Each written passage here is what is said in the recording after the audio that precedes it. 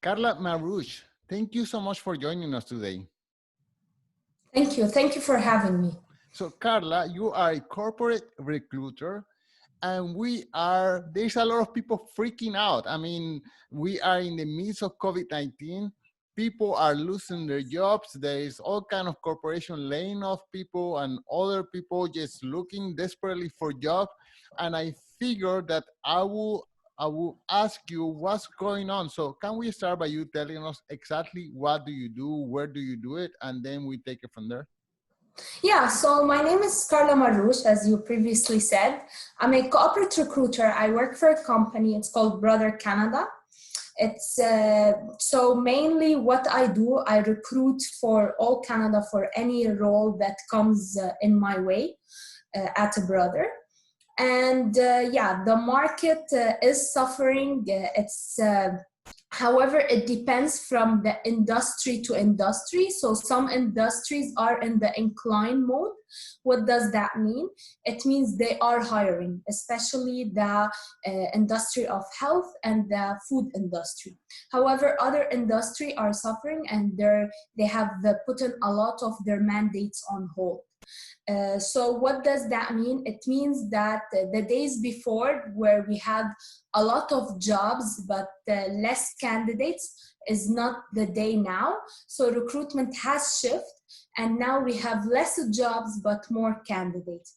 That puts so much pressure on the candidate to present themselves and to also get obvious in front of any recruiter or any job. Yeah. So as a recruiter, how are you classifying people? Let's say before you used to get, I'm just making this up, 100 CVs per week. Now you are getting, I don't know, 2 times that much, 3 times that much. How much has it increased? And then being faced with so many applications, how do you start, deciding which one to take? Yeah, so mainly when a open position opens up, we for sure go look at the applicants. The number of applicants did increase, but it doesn't mean we're not gonna focus our attention to all the applicants who applied. Why? Because now there is less jobs that are opening. Even though there is more candidates that are applying, due to the fact that there is less jobs, that gives me the time to look at all the applicants. However, is it the same everywhere? I cannot talk for other people and other recruiters. I can talk that it's important now for recruiters and for myself to always be honest and give feedback as well to people, because people do appreciate feedback and they need it more than ever, because they need it to improve anything that they have missing for their next interview. So that's literally what's happening right now. It's not a job market anymore. However, I encourage everyone that it's feasible to find a job. I know a lot of people from my field actually that lost jobs and they did get hired after a different types of organization. It all depends how feasible are you and visible are you on LinkedIn, and also the type of connections you have and how do you present yourself in interviews. Okay, so you just mentioned LinkedIn. Is this okay? So when you have receive a new application, of course you get a CV, and then what? You also go and check out their LinkedIn profile or maybe some other of their social media. Yeah, so we mainly check their LinkedIn profile. We checked as well if we have a common connection for that person with myself or with anyone from the organization. We also, it doesn't mean if someone doesn't have a LinkedIn profile, we need to disqualify them. No, that's not the case. However, people who have LinkedIn profile who are more looking into trends, talking about trends, they do get more visibility, but anyone who apply, they should get an equal chances regardless if they have a LinkedIn or not. But LinkedIn does help in the process for sure. And since you mentioned that, how about personal websites? Are there candidates that, in addition to have a very good LinkedIn profile, do they also have a personal website where they mention all the qualifications and activities and work that they have done in the past? Yeah, so personal website is anything that can represent you, that add more than just a resume. It's very powerful. So even on your LinkedIn profile, if you can include a video talking about yourself and attach it in the feature, or maybe have a website to present yourself, present your projects, present anything. Do the extra mile to get the job. So a personal website is really, it's really a good plus. Did I see it often with my applicants? No. It depends also the position. So if the position is graphic designer, well, it's obvious he need to have a personal website and he need to showcase what he have done in the past, right? But if the person is more on the technical side, that all depends how much the personal website will help him showcase who he is and how much not. So it all depends the job in itself and his profession. Okay, so could you mention maybe 2 or 3 main things when you get an application? What are the first thing that you look for in that application? Yeah, so when I first look at, when I get a resume at first, the first thing I look at, how much that resume actually his qualification match the jobs, right? So if his qualification match at least 40%, then I'm gonna continue looking more into his application, right? So it all depends what is on his resume. However, there is something that some people miss, is that they create a generic resumes for all types of jobs, which shouldn't be like that. They need to specialize their resume according to the job description that they're applying for. And they need to also have keywords in their resume in relation to that job description. Because a lot of company, which is more the larger companies, they have an ATS system. So an ATS system, what it is, it's a system that scans a resume and either reject them or move them forward to the recruiter. And this ATS system, how they work, they search, they're automated, so they search for keywords in your resume. So it's important, regardless of the size of the company, whether they have an ATS system or not, to include these keywords, because they are in the job description for a reason. They have been put in there because they're important to have. So it's important you include them as well in your resume if you have that type of experience, for sure. So you cannot create something from scratch. You need to go look at your job, at your previous job or either current job, and say, what type of transferable skills do I have? And how can I know transferable skills? I get this question a lot when I do actually coaching, is that you go search in your current job, you go search what are, or your previous jobs, what are skill set that you had to use in order for you to perform well on that job. And how do you know that?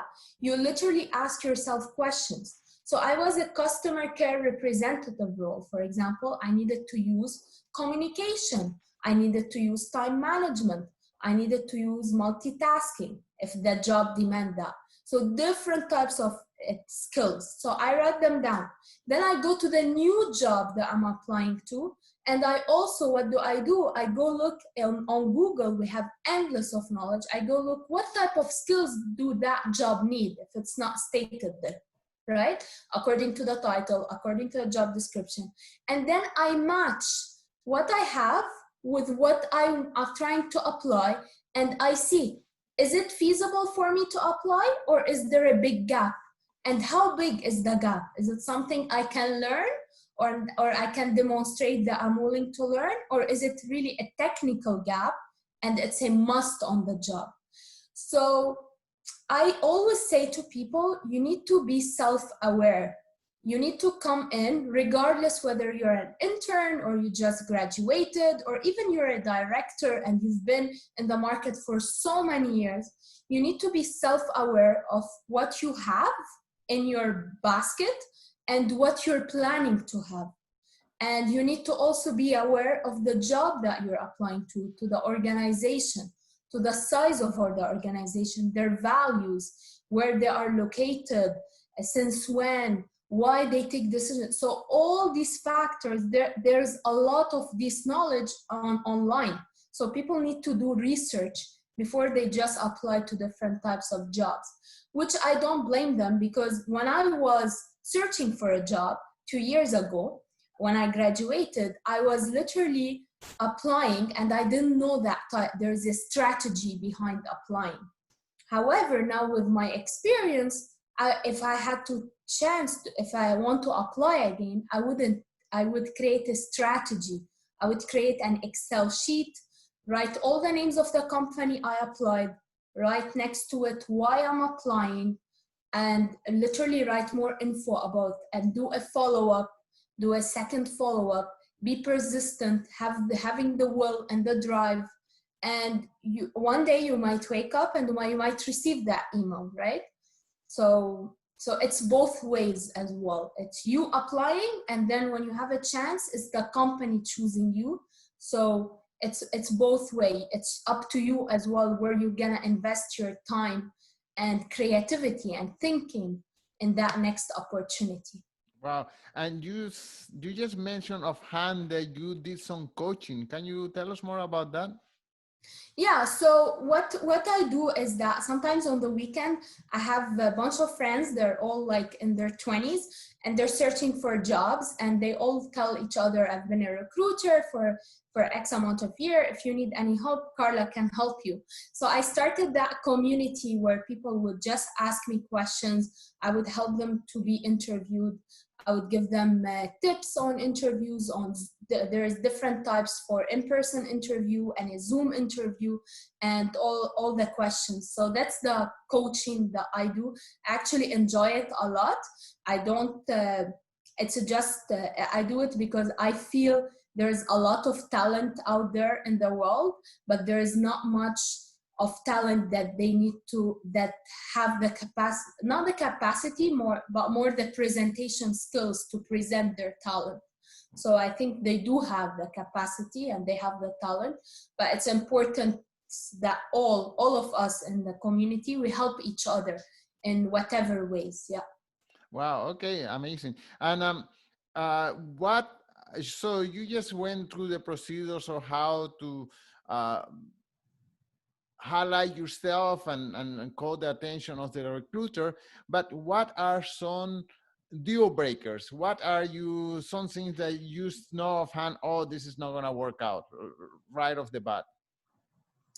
Well, a deal breaker is someone who comes in an interview. Let's say he passed this screening process, but he come an interview and he doesn't show his willingness to learn and to adapt to different situations. So it's important, whatever knowledge you have or whatever level you have, it's important to portray that you're someone who would like to continue learning, right? So there is a fine line between presenting yourself and being confident in what you know, but also there's a fine line between that and being overconfident, I know it all, I just, so there's a fine line there. And where that fine line can help, if you are aware of it, is that you need to present yourself, but also be honest of the things that you don't know and show that you're willing to learn these extra things that are there, right? Because it's impossible that I have a job description and all the points, they are there in the candidate's experience, unless he's overqualified for the job, right? But if I'm looking for a certain years of experience or for a certain number, there's always something missing. And what strives, or what a candidate that really do well, is someone who literally is honest about his experience and exposure, and he literally tell what is missing and how he's willing and how he will address what he's missing, either by taking a course or learning or being on a training. So there's different methods to approach it. Another deal breaker is the salary, right? So I come in, I am confident I need to get paid this salary. If not, I am out. you need to be a bit flexible, right? So it's important to be flexible, but not too flexible. What does that mean? You need to do your research of what the market is offering for that type of job. If you're applying, then you need to understand, you need to come in an interview and understand what is the job market, what are they paying for this type of job. Then you need to evaluate you've been paid that X amount. Ask yourself why you're willing to go down. Is it because you are learning a new industry? So you need to ask yourself these questions. So if tomorrow, let's say, I lose my job and I go apply for any type of job, because any type of job is good, right? There is not bad a job. Any type of job is good. Why? Because you exercise different muscles in your brain and different skill set. You improve on a different skill set. So any type of job is good. So I go apply for a job. I know that's the very entry level job, right? I cannot come in and say, I have experience in recruitment and employer branding. I did webinars and I need to get paid, like, let's say, I don't know, $30 an hour, right? That job I'm applying to in the first station, it's actually an entry level job. And so I need to be aware of the job in itself. So either I don't apply for that job that's entry level and I go apply for a mid-level and I get what I'm looking for. So it all depends. It all depends how should I take it, right? I can say I'm looking for that amount, but I'm flexible to be taking that because that's the entry level. And it's always important that we give a range. We don't give a fixed number. We give a range according to the job. If we want to give a higher range, it's totally fine, but we need to explain why we're giving a higher range and how we need to, what will add value for the company to pay you that high range. So these are the main points. Okay, so it's been a long time since I asked for a job. So so let's say you have a job opening and you don't post how much you pay. So that is up to negotiation. So it is up to me to figure out how much my skills are worth and then go to you and then tell you, well, I think I should get paid between X and Y. And then you as a recruiter, you will decide yes or no. And how is that how it works? Yeah, so in the part of the interview, I'll ask you what's the range you're looking for. So it's important to notice as well and to say price is, the topic of price is always sensitive, right? So it's very important that the candidate prepare, and it's very important that the recruiter is prepared as well, right? So there's always a threshold how much that candidate can negotiate, because sometimes that amount is already fixed according to the job. And sometimes the amount can be changeable according to what that person have to offer, right? But it all depends the job, it all depends the organization. I'm talking out of Carla's opinion. So that's not everyone's organization, but I believe that some of the organization I'm aware of, they have a fixed price for a certain position. So you can negotiate so much, but there is a fixed price they already set, right? So if I was that person, if I was the candidate, I would always negotiate according to the job market. So I would research the job market, now what the job market is paying and what my skill set I deserve and what I accept as well. So it's not only about the job market, me as a person, what do I accept to live with? Will it pay everything, the basics I need? And basics is different to every person.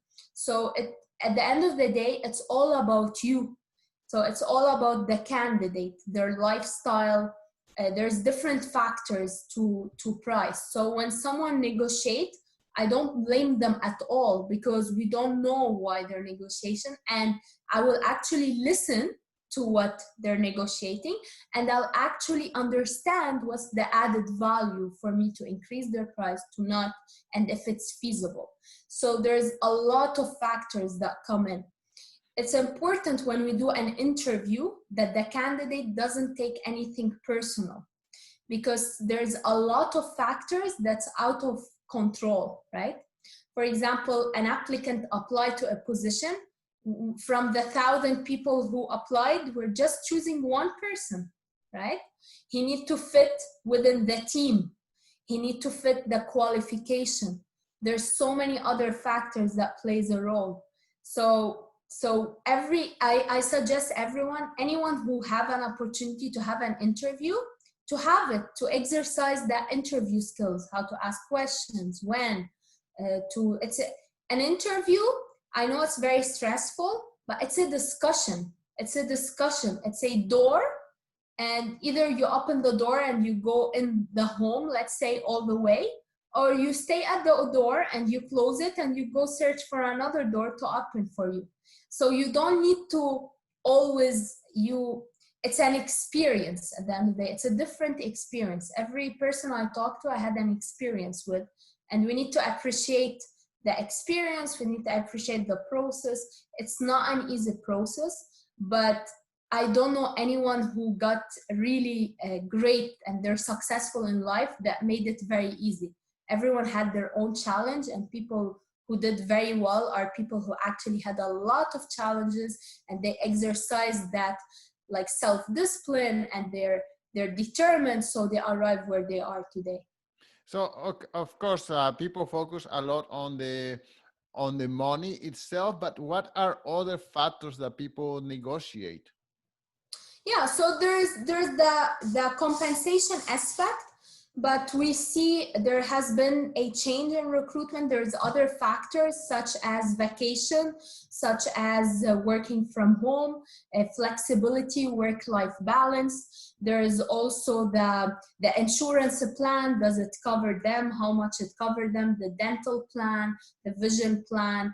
There's other things that people need to be aware of as well. Does this job like force me to work on the weekends or overtime? Will I be closing the laptop at 5 p.m.? So there's a lot of things that come in place other than the compensation. I myself, when I was looking at a job, I do care about the money, and I'm very normal like anyone else, but I care as well about the fit. So I was caring to work out with people who match my values and who gives back to the community.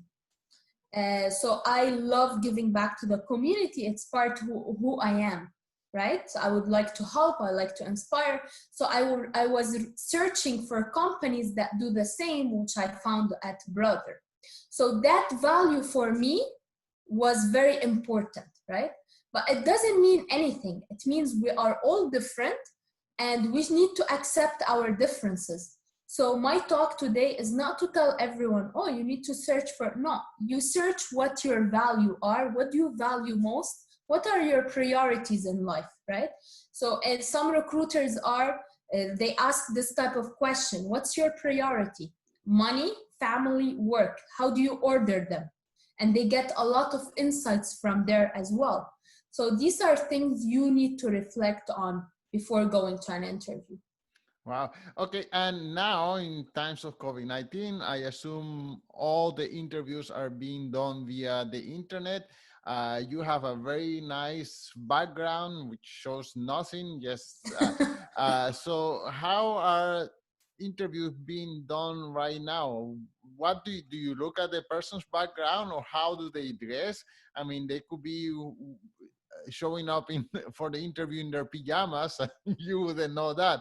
So tell us about recruiting over the internet as opposed to recruiting in person.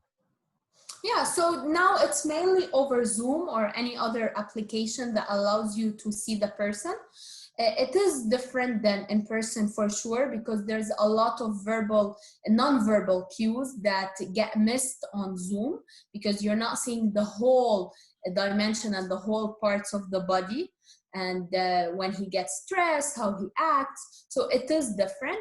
I would suggest the most important thing before you do an interview, prepare for your Zoom. Like if it's Zoom or any application, get on it before, and maybe invite your friend and tell them, how do you see me? Can you hear me well? Right? So the technical aspect, you need to have it already set.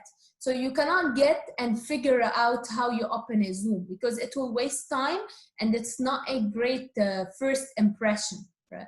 So it doesn't mean it will disqualify you, no. It just means to have a great impression, like you have when you go to a job interview the first time. You dress well, you are super clean, and you present yourself well. It's the same. An interview in person or on Zoom is the same. You dress very well. You can have your hair as my hair, whatever, or no hair. And then you literally present yourself, sit in the middle, have good light so we can see you. Don't be in the dark, right? Try to create a quiet zone where no one is shouting, or no one, or the dog or the baby. But if this happens, before you start the interview, say, I'm sorry, maybe there will be some distractions. So you set the tone for that. So then it's okay, right? So there's no surprises. And it's okay. Recruiters need to understand that we are in pandemic, and we still are, and there's people who have kids. They need to be flexible as well. So, and just talk to yourself. It's over camera. Talk who you are, what you do, what you want, what you're looking for, how you add value, what you'd like the company to add value in your career path. And an interview, I know it sounds so easy for me, maybe because I'm a recruiter, but it's a discussion. So don't, in your head, go with that mindset. Go that today I'm gonna discuss with someone I don't know. I'm gonna discuss my future ambition, my future opportunities that I would like to have. I'm gonna discuss myself. So in this way, you're not going with that mindset, oh, it's an interview, it's formal, it's serious, right? And how you dress, it depends the interview. So if you're planning to go for a startup interview, dress like normal person, like a t-shirt, a pants, normal pants. If you're going for a bank or you're going for a formal interview, then dress like them. So understand the different dress code is very important. I once had an interview before, brother, in a startup. And I used to dress all the time. It's a mistake, actually. I used to dress all the time like formal, because I thought in an interview, I cannot dress a normal t-shirt. I should always dress formal. And I went to the startup. They're all super cool people. They're dressing like t-shirts. And I'm dressed like super formal, like a super formal clothes. And it didn't click well. Not between me with the person, but even the dress code, because I came in and it's just a startup who just started 1 month ago, and they're really starting up. And it didn't fit well, right? So it's important to adjust the dress code to the organization that you're applying to. And then the question comes and you're like, how can I know the organization? Research it, research and go Google the people that are in it. Do they all present themselves like that, or are they more flexible? And you can even ask before the interview, say, do you mind please telling me what the dress code is, right? Nice. So that's very professional to ask, and most recruiter answer. Okay, so there is a new tendency, or I have read in the news lately, that huge companies like Google, Apple, IBM, so on and so forth, they are not requiring people to have college diplomas anymore. And I wonder if this is a new tendency, and maybe I wonder, where does Canada fit in this new tendency? Yeah, I think it all depends. I believe it all depends the type of job, right? So I believe in diplomas. Does it mean I need to get a PhD for me to perform my job well? No, but at least I need like the basic education. However, I understand why Google and other companies have done that, to open the scope for a more diverse people who didn't maybe go to the school who choose a different path, like creating companies or being on projects, which is totally fine. They're very skilled and they have a lot of talent as well, right? Is it happening in Canada? I think we're still to an extreme, we're still not there. We do demand some diplomas. It depends the job and how technical the job is, right? So if the job do demand that you've been to school, because if you didn't, you really wouldn't do the job well, they have a lot of technical, then it depends. But if it's more, it's sometimes if it's more like a job you can learn on the job and you have an experience and exposure, then maybe you'll pass. So it all depends the organization. I cannot say, no, we don't need diplomas anymore. I think we do need the mix of the two people, the people who went and took that path of education. We need to value them, and we need to also value the people who took another path and they have different type of exposure and experience. As long as you're doing something with your life, with your skill set. So whatever you do, every job is valid. So as long as you're exercising the different muscles in your brain and you're always aiming to learn more, I think you will succeed. So I'm not a person who comes in and you need to literally, I'm not that traditional person who literally just focus on resumes who have education. I'm a person who like diversity, and I look at your experience and exposure and how there's a transferable skills between your experience and the current job, and how much, if there's not, how much we can fill that gap. Wow. Carla, I have no more questions for you. I wonder, is there anything else that I neglected to ask you, or if you have anything else to add? But wow, you have answered all my questions. Yeah, thank you so much. I would add one thing. I would add that I would add something. Actually, I will share my personal experience, if you allow me, is don't give up. Right. I know it sounds easier than we say it, but everyone who arrived somewhere or done something, they never give up. And the only thing is that always reflect within the process. And it's not because you don't have a job that means you are nothing or you're no one. No, you're learning so much through searching through the jobs. You're learning about the market trends, you're learning about yourself, you're learning how do you behave in stressful situations. So you are acquiring a lot of skill set. And it's not easy. It's not easy to find a job, even in normal times. Imagine now in these times, it's not easy. And if any person tell you that, how come you didn't find a job? Just don't listen to them. Listen to the self of you that motivate you and that tell you you are a superstar. So I want everyone, when they wake up in the morning, they put a goal to themselves, and it can be very simple, and they achieve it and they're happy within themselves. And that's very important, to be happy and satisfied, because with that happiness, you can do anything. Like it's incredible how much you can do if you are happy within yourself. Wow, thank you, Carla. Thank you so much for this information. I'm sure many of the people who are looking for a job right now will find a lot of value on your tips, and you have been very generous with your time.